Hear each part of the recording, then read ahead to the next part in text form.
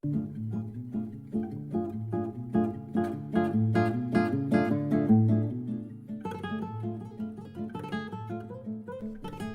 and welcome to 5 Minutes with Sean, maybe 10.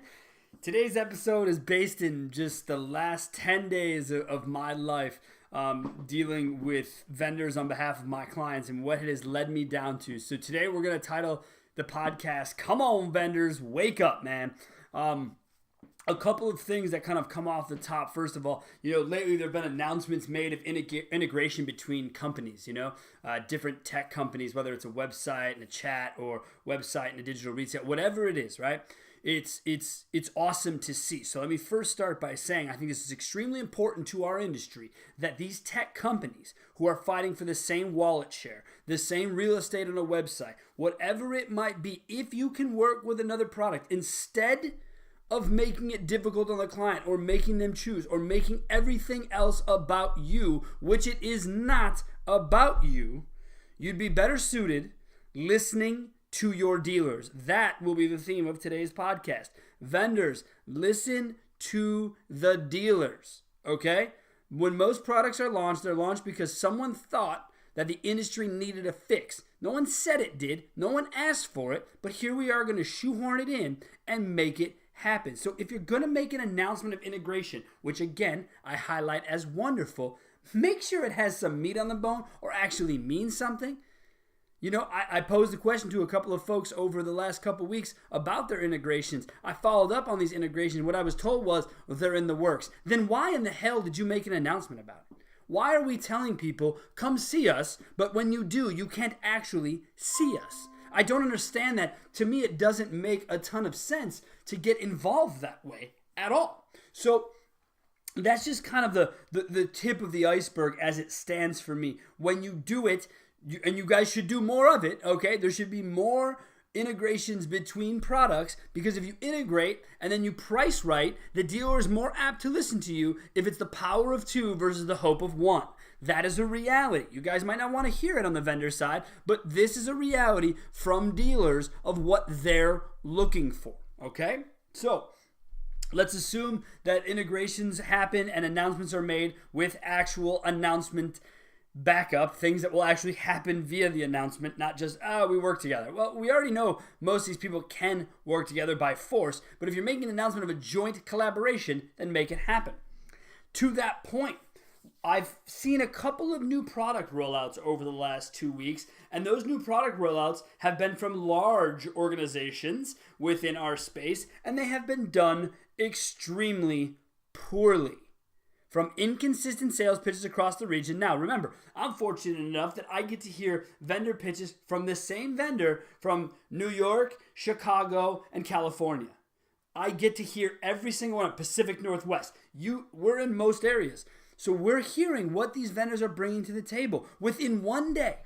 One day, because the name is so hot and the push is so hard from this company. In one day, I was given 3 different sales pitches for their new product, 3 different price points, and 3 different understandings of what they were actually trying to accomplish with, but they all admitted the same thing. Number one, they have no idea where reporting is going to be or what they're even going to report on, which is, a good waste of everyone's time to just sell products that no one knows how they're going to track. But again, we rush to market, we try to keep up with other people, and this is what happens. So you have inconsistent pricing. You have inconsistent sales pitches. Can it be on this property? Yes, but it can. If it's going to be, it has to be the same as it is on this property. And if you're on this property, again, you guys, I get the whole bundling deal, which it's fine, but make sure everyone in your organization understands what the bundle is and how to sell it. You people are driving dealers nuts. And I don't mean to be rude, but you wonder why no one picks the phone up anymore, because what's the value? You wonder why less dealers go to these shows, because they don't want to be bombarded with this shit. They really don't. They want to just engage as needed. I get everyone has the shiniest object. I get every piece of tech you have is going to save this industry. But at the end of the day, the dealers are looking for value, not the shiniest object. Or at least that's the crusade that we are on. So if you're going to do it, vendors, have your act together. Please. And then I'm hearing, so here it is, big pitch, blah, blah, blah. We have this brand new tool. It's going to revolutionize dealers. You need to start paying for it, but we're not going to advertise it until late third quarter. So let me get this straight. You basically want our dealers to pay your R&D costs as a billion-dollar organization? That is a hard pass.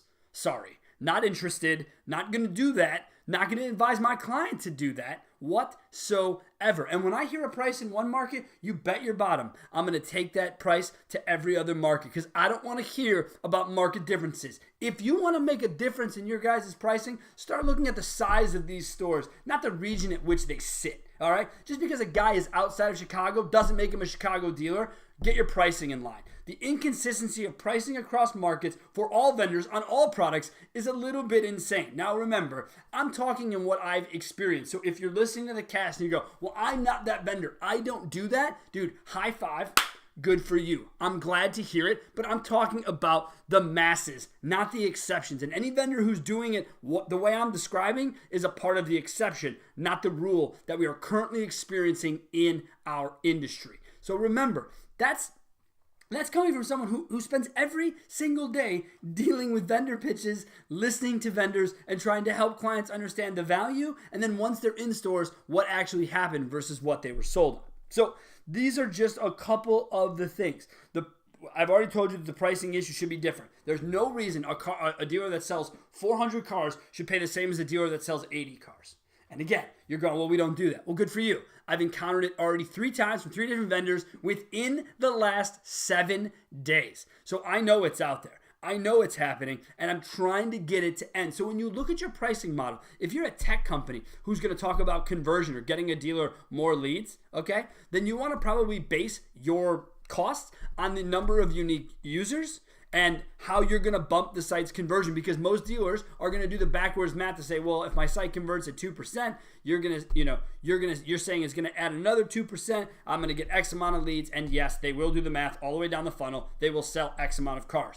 I'm trying to get that to stop, but it won't. So let's just assume they do the math. When most of them do the math, they stop short and go, why would I pay you for 2 car deals?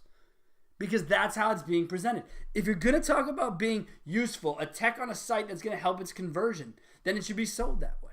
That goes for digital retail. That goes for chat. These are all my opinions, right? This is why I have my podcast. I have my opinions. But I see it every single day, and I watch the frustration from dealers who are dealing with it.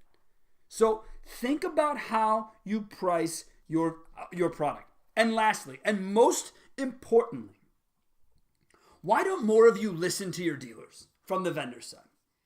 When a dealer says to you, look, you need to speak to only this person, right? Or, hey, you need to follow up this way and stay out of my store. Why is it that we just can't listen? Why is that?